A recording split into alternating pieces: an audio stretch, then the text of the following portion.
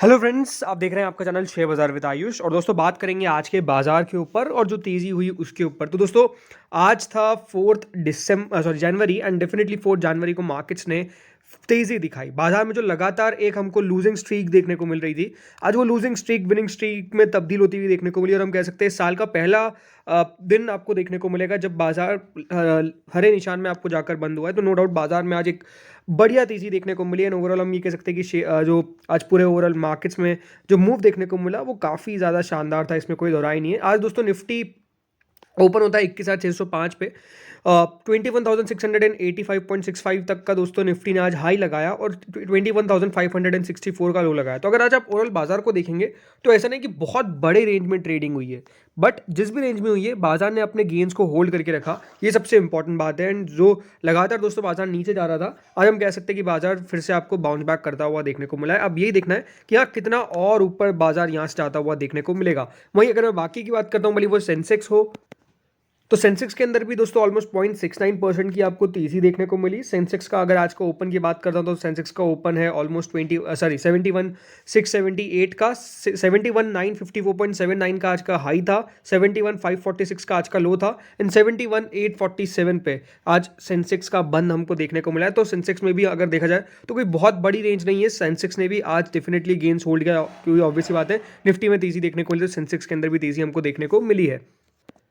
लेकिन जरूर दोस्तों बैंक निफ्टी लगातार बढ़िया करता हुआ नजर आ रहा है। आज भी बैंक निफ्टी ऑलमोस्ट 1.03% ऊपर बंद हुआ है, और बैंक निफ्टी के अंदर स्पेसिफिकली हम कह सकते हैं मूव काफ़ी अच्छी आ रही है। आज बैंक निफ्टी का दोस्तों जो हाई था वो 48,281 का था, एंड 48,100 अगर 95 पे बैंक निफ्टी अपनी क्लोजिंग दे रहा है तो ये साफ शो क्या करता है कि बिल्कुल मार्केट्स के अंदर जो स्ट्रेंथ है वो काफ़ी शानदार देखने को मिल रही है। और अब बैंक्स आपको लीड करते हुए देखने को मिल रहे हैं मार्केट्स को। ओवरऑल ये होना भी चाहिए, बिकॉज अगर आप देखेंगे जो लार्ज कैप बैंक्स हैं उनके अंदर उतनी तेज़ी हमने नहीं देखी है 2023 के अंदर। तो 2024 के अंदर एक्सपेक्टेशंस यही है कि जो बैंक्स है वो आपको डेफिनेटली एक बढ़िया रोल प्ले करते हुए नजर आएंगे एंड बढ़िया तेज़ी दिखाते हुए नजर आएंगे। इस तरीके की एक्सपेक्टेशन है, क्योंकि आपको पता ही है रेट कट अपने आप में एक सबसे बड़ा पॉइंट जो है वो अभी बना हुआ है, और रेट कट के कारण ही दोस्तों आज हमको तेज़ी देखने को मिली है। बट आप बोलेंगे रेट कट तो हुआ ही नहीं, तो दोस्तों आपको पता होगा कि पूरी इन्वेस्टर कम्युनिटी वेट कर रही थी फेड की मीटिंग की मिनट्स के बारे में। तो दोस्तों फेड की मीटिंग मिनट्स निकल कर आए और डेफिनेटली उसके अंदर हमने यही शो देखा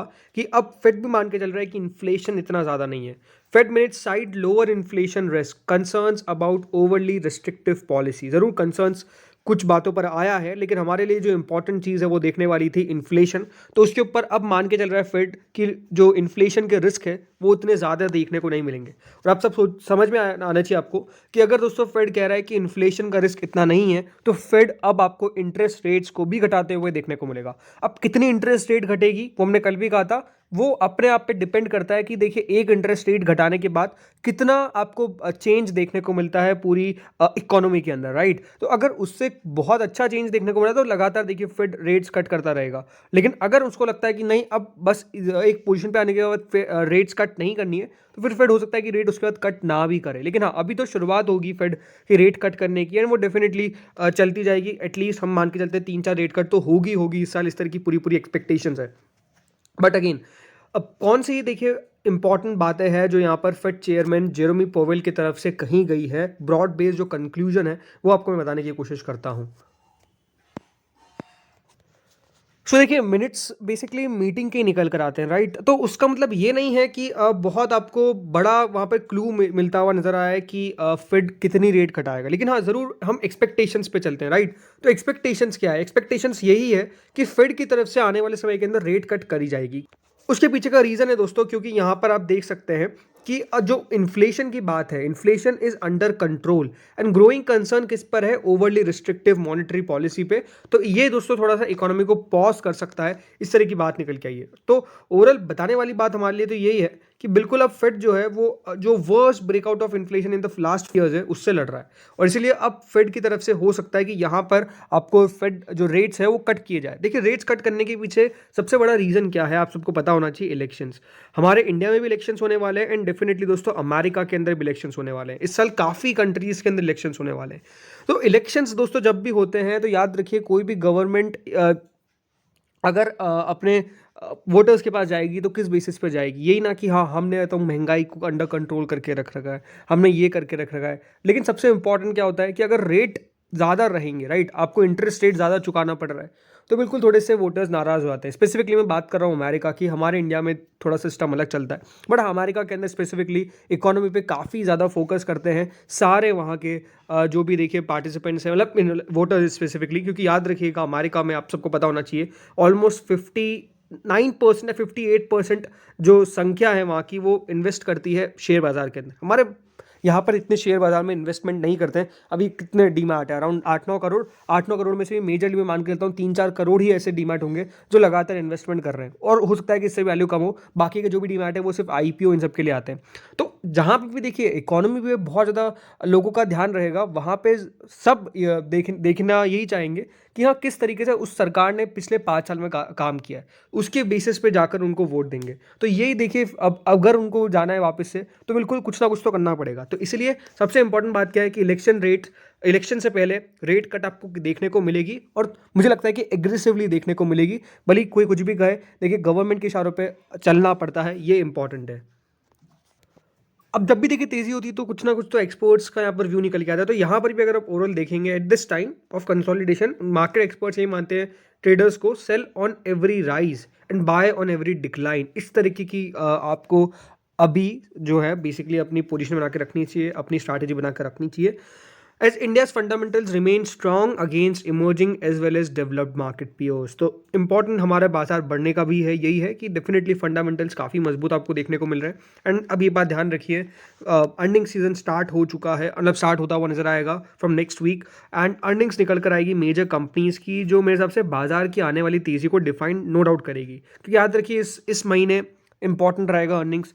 अगले महीने आपको पता है बजट आपको आता हुआ देखने को मिलेगा, ज़रूर इंतरिम बजट है बट ज़रूर बाजार नज़र रखेगा, क्योंकि बाजार को ओवरऑल एक्सपेक्टेशंस यही है कि मेजरली यही गवर्नमेंट आपको आती हुई देखने को मिलेगी इन द इलेक्शंस, राइट। तो इसलिए बाजार उस पर काफ़ी नज़र रखेगा कि किस तरीके से अर्निंग सीजन के बाद बजट निकल कर आता है। तो आई थिंक ये बहुत सारी चीज़ें हैं जो भी बाजार की तेज़ी या फिर गिरावट के अंदर अपना योगदान दे सकती है, उस तरीके से आपको बाजार को देखना है।